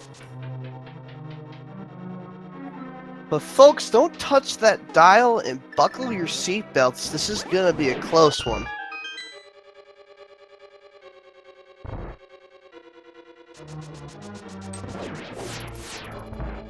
A little bit of trouble with the helmet sword bumpers. This is a very difficult room. This is a rough room, yeah. But Beater does make it through. And he needs to watch his health in the Aga 2 fight as well, because whatever health he has coming out of this is going to be what he'll have left for Ganon. I believe he does have a single fairy. He has 1 fairy. And unfortunately, a swing and a miss for the 2nd cycle. Having a really rough Aga 2. 3rd cycle. Well, that last cycle did not exactly give him the easiest of patterns. This Aga 2 is actually being really rude. A little less rude on that cycle. Very less rude on this cycle.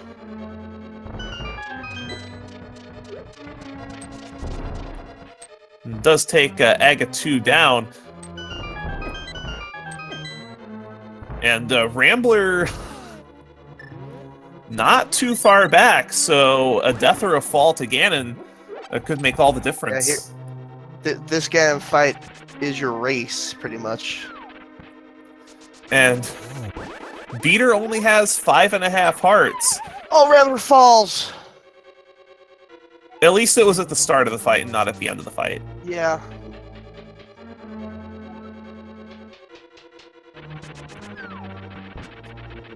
So, given that Beater has 1 fairy, he does not exactly have a lot to play with here. Can take a total of... Well, that's 1 less hit he can take. He can only take, I think, 3 hits. So, at this point, he is effectively fighting Ganon under very similar conditions that you would fight him in the low percent run as far as defense goes. Pretty smart use of the cape there. If he gets the torch glitch, the magic won't be a real problem.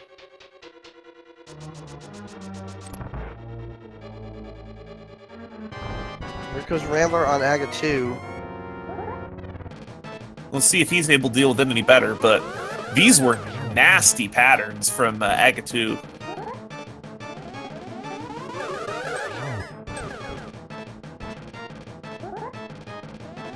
Again, having some teleport fun, but it'll be the same for both seeds.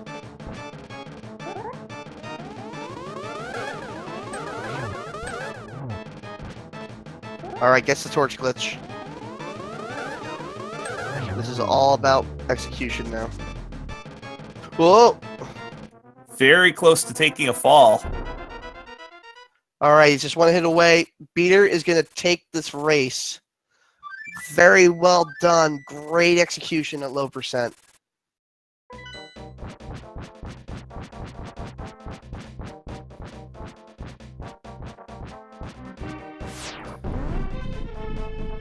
Unless he falls. Okay.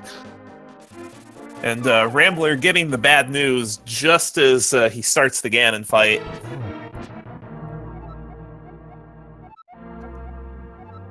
This seed doesn't have anything to apologize for. No, not at all. This is one of the most straightforward seeds I've ever seen, actually. That was a close, exciting race. We're going to be separated by about a minute and a half at the most.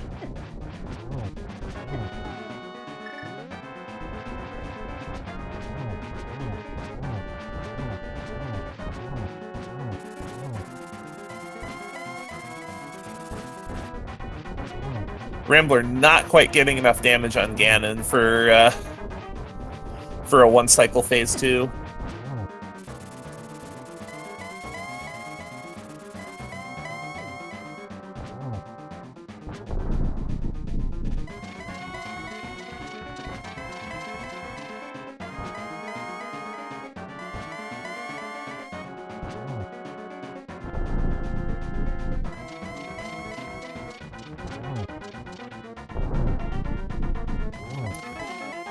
Meanwhile, Rambler having a solid Ganon fight of his own.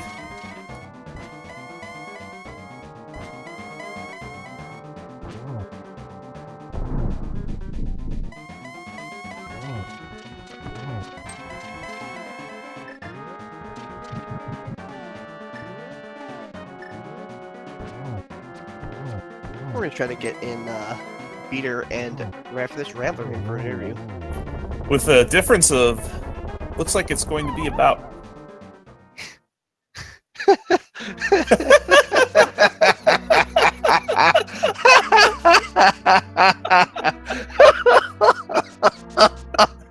I don't think I've ever seen that before. I think that might have been on purpose.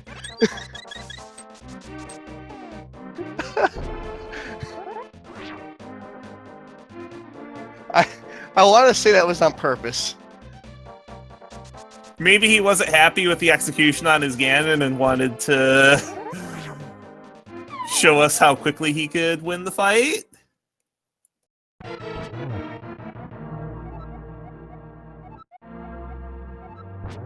Joining us is our winner, Sir Beater of Arse. Congratulations. Hey, thank you. What's going on? You're going to want to watch this one back because this was very, very exciting. Oh, I see. Oh, you know why he fell off there? Because Rambler just wanted to demonstrate what God Corner looked like. Yep. You just missed Rambler. What sure seems like purposely falling after he had beaten Ganon.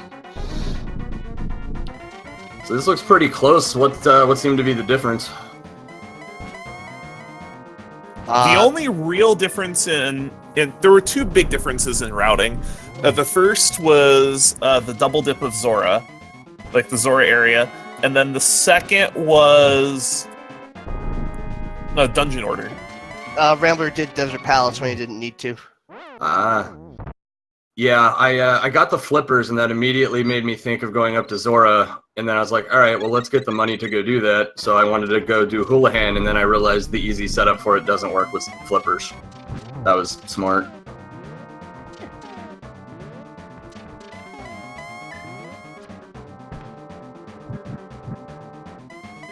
Rambler a little low on magic. We can always fall and try again.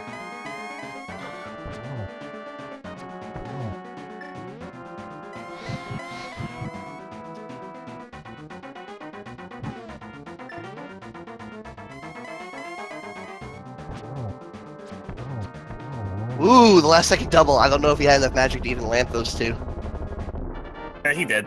With half magic, you have 64 charges in a full bar. Right. Okay.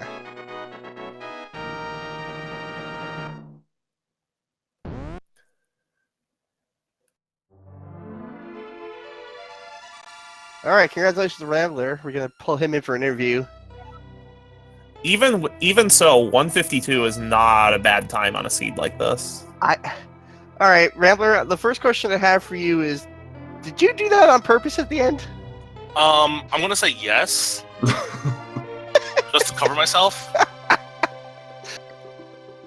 GG, Rambler, GG. GG, that was close. I mean, a race had a similar ending earlier today, where one person ended as the other one was on again. I was starting to feel really nervous that I was behind or missed something because the light world at the beginning was so dry. I just felt like I had to have missed a spot or something, and I was getting really nervous. Yeah, well, I took a gamble, and after Swamp, I went to Bamos and cleared out Desert before I went up to Death Mountain. That actually wound up being the difference. Yeah. I mean, it was a calculated gamble because we got the boots around that time. Like, in that same thing, just like, you know what? Boots blocked all the desert. Let me just see what's happening there. I found red mail in there, which, helped a little bit. Yeah, I went right from Swamp to, I did Bombo's Tablet also, but then I jumped down and grabbed half magic, did ice, and then went up to Death Mountain. Yeah, I grabbed half magic before going to Swamp. Other than Dungeon Order and the double dipping of Zora, both of you played a near identical race.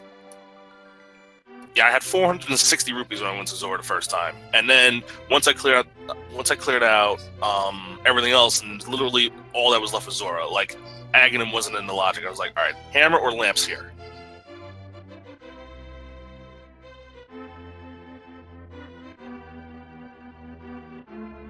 But once you got past the light world, the logic was pretty clear cut on which way you were supposed to go. Just go to Aga 1 and then make a counterclockwise circle around Dark World, taking care of every dungeon you needed to as you went. Well, the one thing that I was hoping was that I went to Hookshot Cave well before he did. Both of you went at about the same time you had access to it.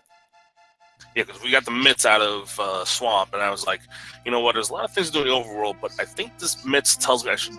I went up there mainly to check what Turtle Rock was, to see if I need a Bombos or not.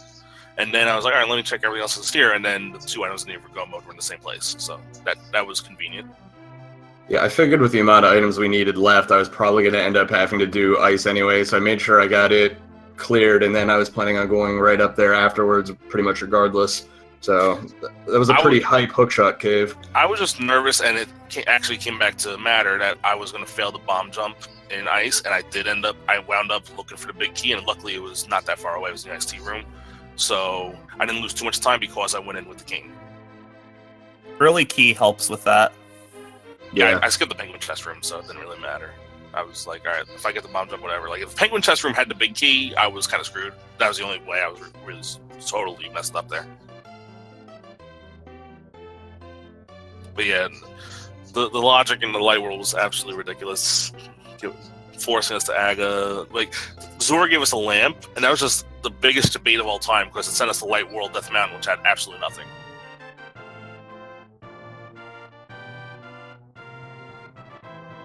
Yeah, we were saying with all the items that could be on Zora, the lamp would probably be the least friendly one, just because now all of a sudden you are a real threat for Aga 1. Yeah, I was hoping for Hammer, because Hammer also gave us Dark World access. And the last Hammer was in a spot that usually a lot of runners forget, but the way this seed played out, you kind of had to check it out on the way to the way you were out of the Dark World, once you got to Dark World. It would have been pretty bad not to check that. That is one nice thing about the Aga 1 required seeds, is the way the logic tends to work is whenever you do Aga 1, you tend to have a lot of the things necessary to be able to check all those pesky locations in North Dark World. North Dark World is one of those areas that can be extremely difficult to route. Yesterday there was I did a regular race, and Hookshot was there, but because it wasn't an Ega seed, everyone forgot about it.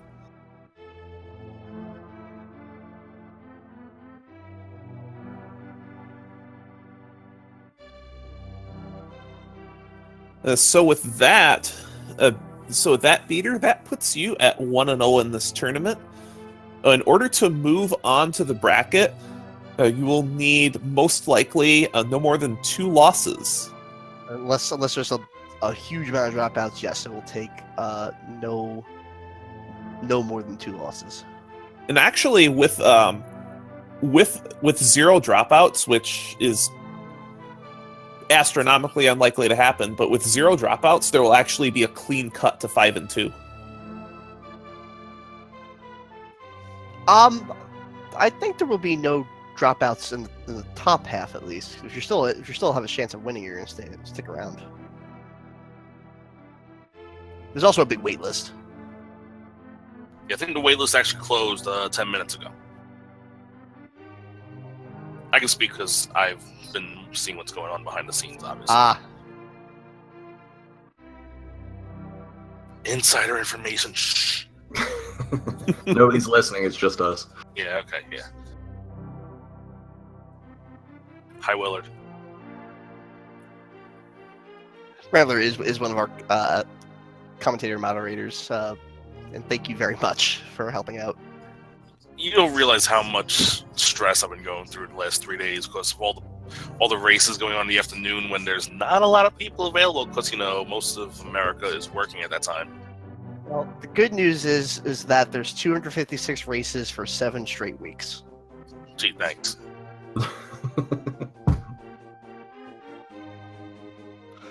Anyways, GG to Sir Peter. We raced each other a few times, and I figured it was going to be a close match because usually we go back and forth on who beats who in these races. So I figured it was going to be a good match. Yeah. It came out exactly as I figured it would. It was a very close race. We seem to be around the same level usually, and this I think will be a fun one to watch the VOD back. Oh, absolutely! This was amazing to call. This was a great race to call. This was so much fun. And with that, both of our runners, commentator, both runners, my co-commentator, Ridley Dragon, our tracker, all the people behind the scenes to make this tournament possible. You should give all of them a follow. Yeah, thanks to all you guys for helping put this on. It's always a blast to plan.